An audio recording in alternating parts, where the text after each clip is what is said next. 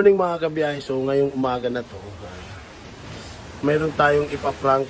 Ang ipaprank natin, kakaiba. Ito ay aso. Ipaprank natin yung mga aso mga kabiyahe. So tara. Mga kabiyahe, yan yung mga aso mga kabiyahe na ipaprank natin. Dalawa sila. So alam niyo po lang gagawin natin mga kabiyahe. Gagamit tayo ng Bluetooth speaker. So nakahanda na yung Bluetooth speaker natin. At ito na nga mga kabiyahe. Ano tayo dito? So, meron akong ano tayo ng aso na tumatahol.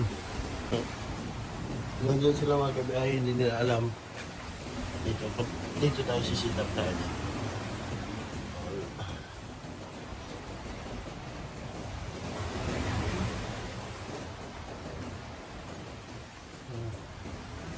Ayan na mga kabiyahe, susubukan na natin kung gagana itong prank natin.